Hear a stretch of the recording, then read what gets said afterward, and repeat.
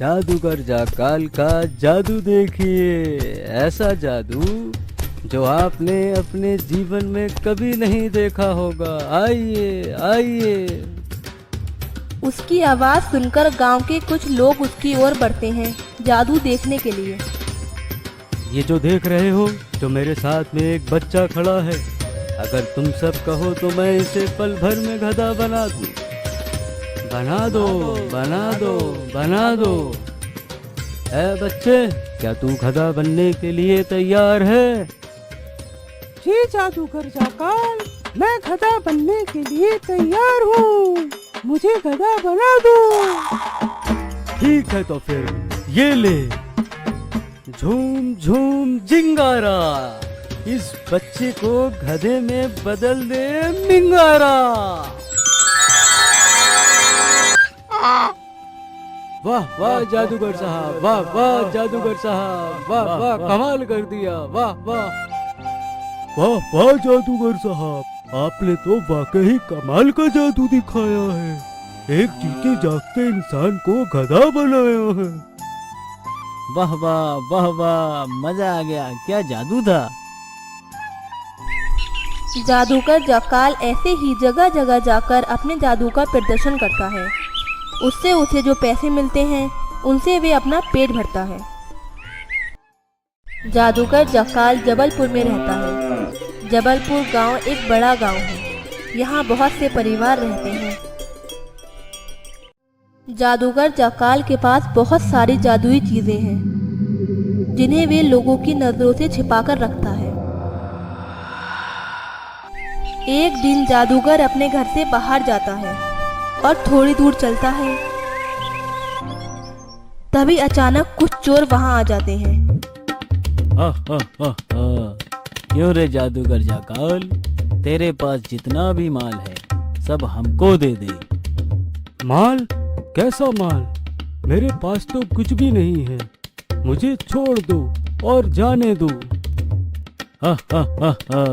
तुझे जाने दे। तभी वे जादूगर वहां से गायब हो जाता है। अरे ये कहाँ गायब हो गया? मेरे पास तो ऐसा कुछ भी नहीं है जो ये लूट सके। इससे पहले तो मेरे साथ कभी ऐसा नहीं हुआ, पर अब क्यों? वे गहरी सोच में डूब जाता है। जो लोग जादूगर को लूटने आए थे वे चोर नहीं थे, बल्कि वे गांव के ही लोग थे। वे लोग जानते हैं कि जादूगर के पास बहुत सी जादुई चीजें हैं जिसे चुराकर वे अमीर बन सकते हैं। जब वे जादूगर उनकी कैसे भाग जाता है तो वे लोग जादूगर के घर जाते हैं। जब वे घर में घुसते हैं तो उसका घर अंदर से बहुत ही अजीब होता है। अबे ये तो बड़ी अजीब बात है। इतना अजीब घर, ये जादूगर है या भिखारी? यहाँ तो ऐसा कुछ भी नहीं है जिसे चुराकर हम अमीर बन जाएं।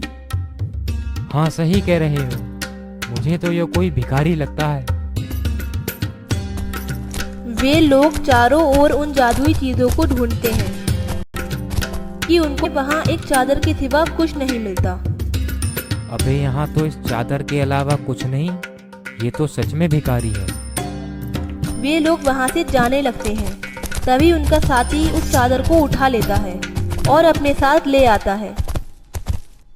कुछ देर बाद जब जादूगर अपने घर आता है, वे नहीं जानता है कि उसकी जादुई चादर चोरी हो गई है।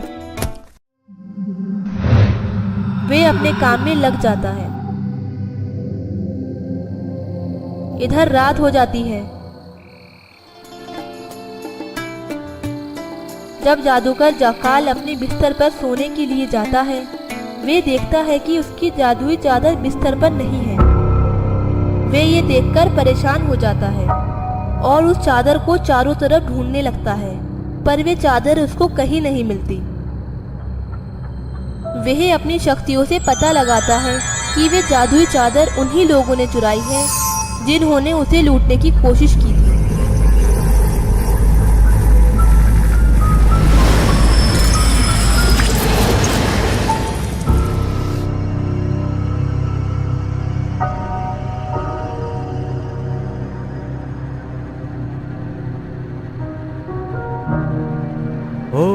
अच्छा, तो इन लोगों ने मेरी चादर चुराई है।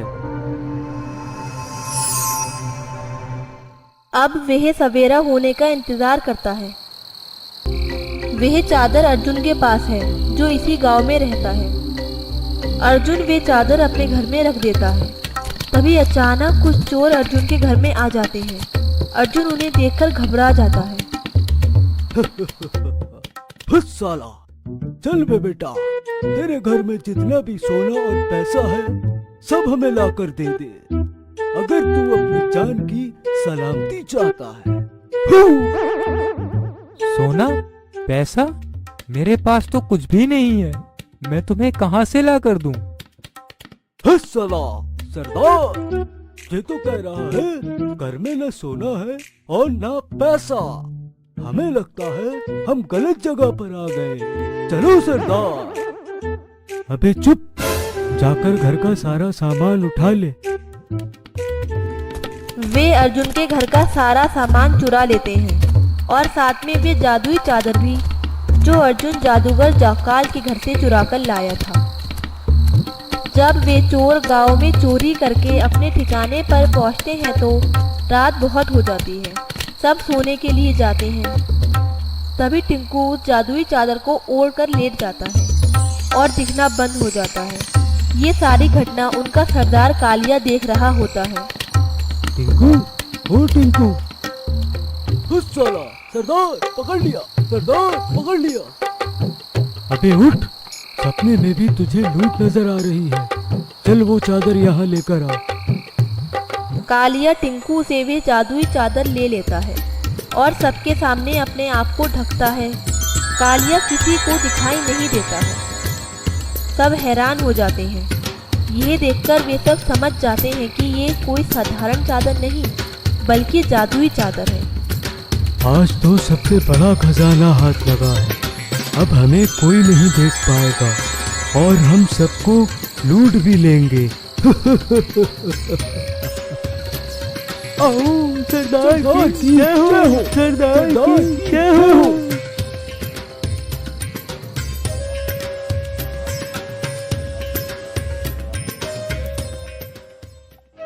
अगले दिन जादूगर जाकाल अर्जुन के घर जाता है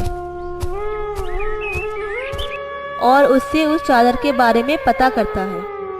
मुझे माफ कर दो, मुझसे बहुत बड़ी गलती हो गई।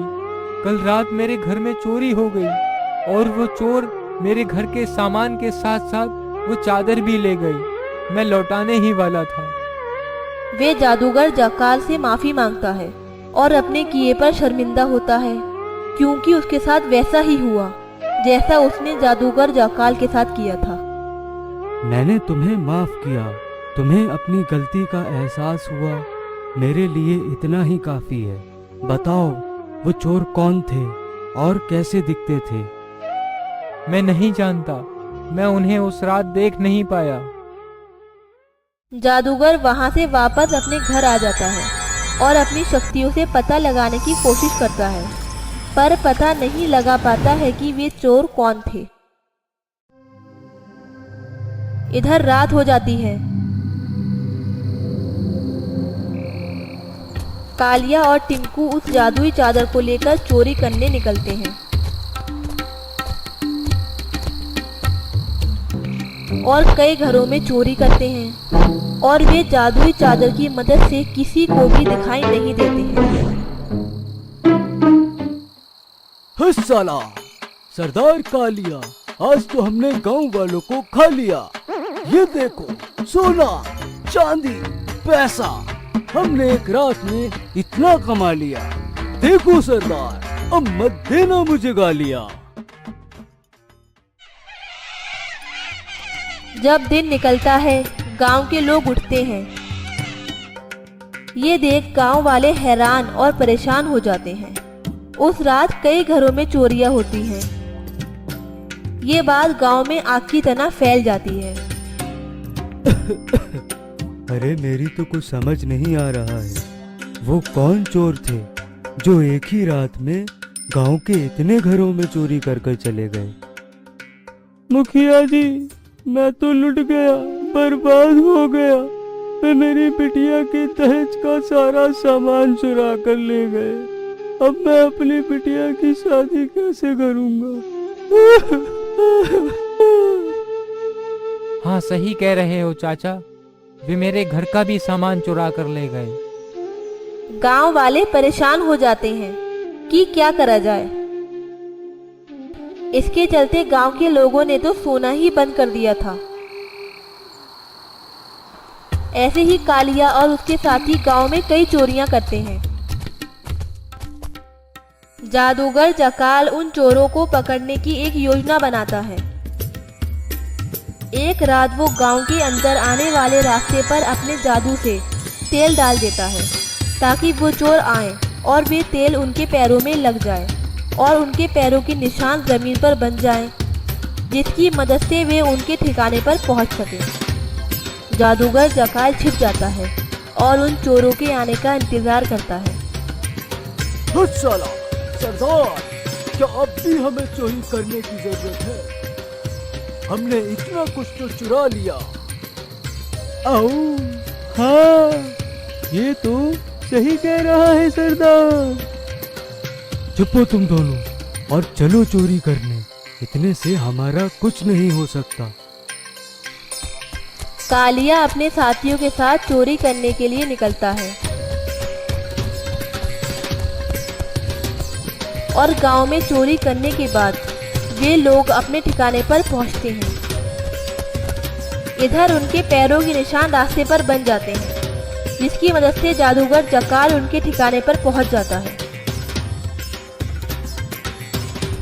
सबसे पहले जादूगर जकाल अपने जादू से उस जादुई चादर को गायब कर देता है और फिर उन चोरों के सामने जाता है। साला सरदार, ये देखो हमसे कौन मिलने आया है। अरे जादूगर जाकाल, टिंकू वो चादर उठा। चादर तो मैं तुम्हें दूंगा। तुम लोगों ने गांव वालों को बहुत परेशान कर रखा है। जादूगर जकाल उन्हें अपनी शक्तियों से पेट से बांध देता है। इधर टिंकू को उल्टा लटका देता है। सरदार, सरदार, मुझे इससे बचाओ, ये तो मुझे झूला झूला रहा है। अबे मैं तुझे क्या बचाऊं, मैं खुद यहाँ बंधा पड़ा हूँ। जादूगर जकाल उन लोगों को पुलिस के हवाले कर देता है और पुलिस उनके द्वारा चुराया हुआ सारा सामान जब्त कर लेती है ताकि उस सामान को गांव वालों को लौटाया जा सके।